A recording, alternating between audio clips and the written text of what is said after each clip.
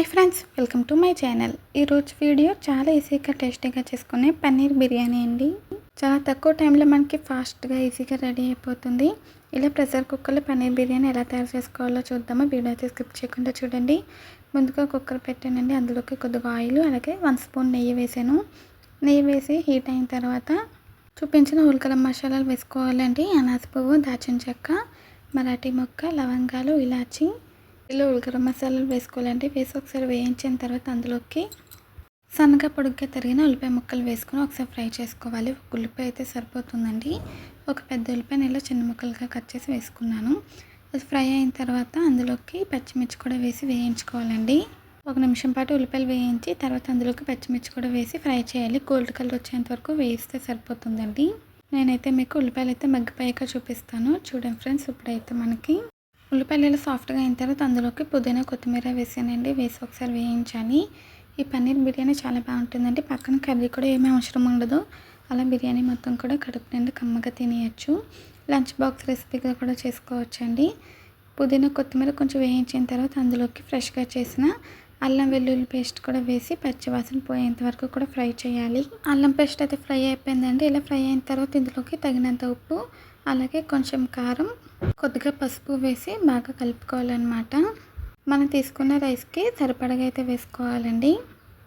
ఇలా చేసి పెట్టండి. పన్నీర్ అంటే ఇష్టపడని వాళ్ళు కూడా ఇష్టంగా తింటారు. చాలా టేస్టీగా ఉంటుందన్నమాట. తర్వాత కొంచెం గరం మసాలా పొడి వేసానంటే వేసి ఒకసారి బాగా కలిపాను. ఇలా 1 నిమిషం పాటు కలిపి లో ఫ్లేమ్లో వేయించిన తర్వాత ఇందులోకి పెరుగు అయితే వేసుకోవాలండి. ఒక చిన్న కప్పు పెరుగు అయితే వేసాను. పెరుగు వేసుకొని ఒకసారి బాగా కలుపుకోవాలండి. కలిపేసాక చూపిస్తాను. చూడండి, ఇలా కలుపుకున్న తర్వాత అందులోకి మనం కట్ చేసి పెట్టుకున్న పన్నీర్ క్యూబ్స్ అయితే వేసేసుకోవాలి. పన్నీర్ మరి చిన్నగా కట్ చేసుకుంటే మనకి స్మాష్ అయిపోతుందండి. కొంచెం ఇలా మీడియం సైజులో క్యూబ్స్లా కట్ చేసుకుంటే మనకి చాలా బాగా ఉంటుంది. పన్నీర్ కూడా ఇలా కట్ చేసుకుని వేసుకొని మగ్గించుకోవాలండి. అప్పుడు ఈ మసాలా ఫ్లేవర్, బిర్యానీ ఫ్లేవర్ అంతా కూడా పన్నీర్కి వస్తుంది. పన్నీర్ ఫ్లేవర్ అంతా కూడా బిర్యానీకి బాగా పడుతుందండి. ఇలా దగ్గర పడేంత వరకు వేయించాను. తర్వాత వాటర్ అయితే వేసుకోవాలండి. 1 గ్లాసు రైస్కి 2 గ్లాసులు వాటర్ వేసుకోవాలి.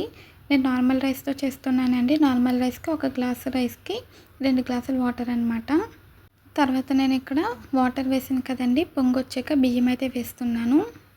నేను ఒక అరగంట ముందు నార్మల్ రైస్ తీసుకున్నానండి. వాటిని 3 సార్లు వాష్ చేసి వాటర్ వేసి నానబెట్టాను. నానబెట్టిన రైస్ అయితే వేసేసానండి. మీరు కావాలంటే బాస్మతి రైస్తో కూడా చేసుకోవచ్చు, కానీ నార్మల్ రైస్తో చేసినా సరే చాలా టేస్టీగా ఉంటుంది. రైస్ వేసేసి వాటర్ కొంచెం హీట్ అయిన తర్వాత మూత పెట్టేసానండి.